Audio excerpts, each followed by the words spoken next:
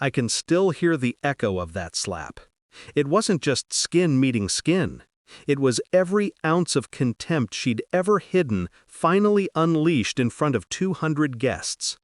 My wedding gown was white, but her handprint bloomed red against my cheek like a curse. "How dare you sit in my chair, you filthy girl," she hissed. And the ballroom went silent.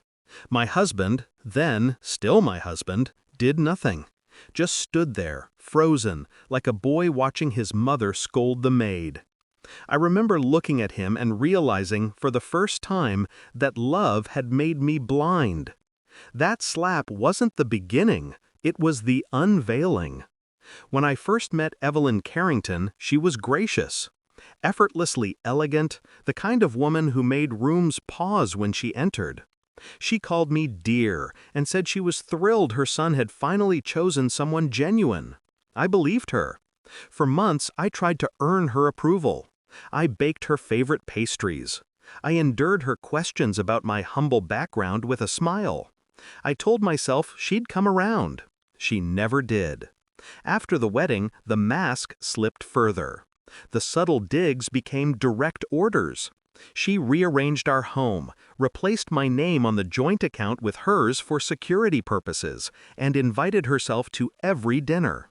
My husband, Daniel, never pushed back. He said, "That's just how she is." But I started noticing other things too. Quiet calls ending when I entered the room. His phone turned face down. A scent of perfume that wasn't mine. The night I found the text, "Don't worry, darling, she'll be dawn soon. Mother always gets what she wants." I didn't cry. I just stared at it until the words burned into my brain. I stayed calm. I had to. Emotion was her weapon, and I refused to fight on her terms.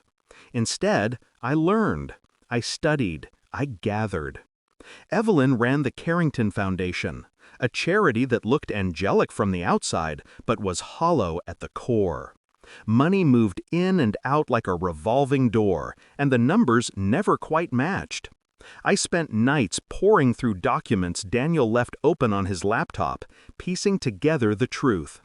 When I realized she'd been laundering donor funds through shell companies in her son's name, I finally smiled. A small, quiet smile, the kind that tastes like revenge in its earliest form. The final blow came the day I went into labor. I was in the hospital bed, trembling, begging for Daniel to come. Instead, I got a call. His voice was flat, rehearsed. "Mother says it's better if we part ways now. The papers are ready. Sign them and we'll figure things out later." Later. I gave birth alone while he sat in his mother's mansion, probably toasting to his freedom. That night, I looked at my newborn daughter and made a promise. She would never be beneath anyone's chair. It took me 6 months. 6 months of quiet movements and deliberate patience. I became invisible, just another discarded ex-wife. Meanwhile, I sent anonymous tips to the press, signed affidavits with legal precision, and timed every leak to perfection. When the day came, I made sure I was nowhere near them.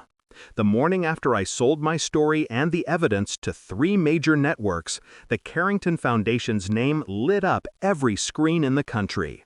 Embezzlement, fraud, illegal political contributions. Headlines painted Evelyn as a tyrant, Daniel as her accomplice. I was at home, feeding my daughter when my phone began to vibrate non-stop. Daniel's name flashed across the screen again and again. I let him panic a while before answering. His voice was trembling. "Is it true? How did they get those files?" I listened to his ragged breathing. Then I said, softly, "You shouldn't worry, Daniel. Mother always gets what she wants." The line went dead. By afternoon, the Carrington estate was surrounded by reporters. Evelyn's friends vanished overnight. Daniel tried to claim ignorance, but the accounts were in his name. He'll be answering for her crimes for years. They built an empire on control. I dismantled it with silence. People ask if I miss him.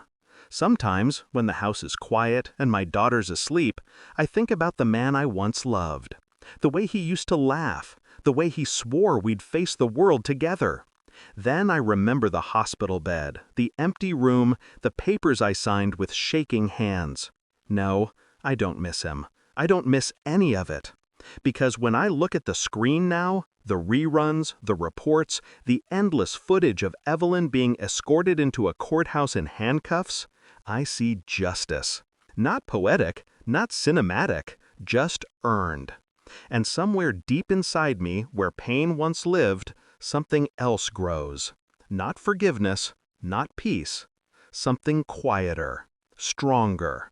The knowledge that they finally understand what I meant that day at my wedding, when she told me I didn't belong in her chair. Because now, every seat they once owned belongs to me.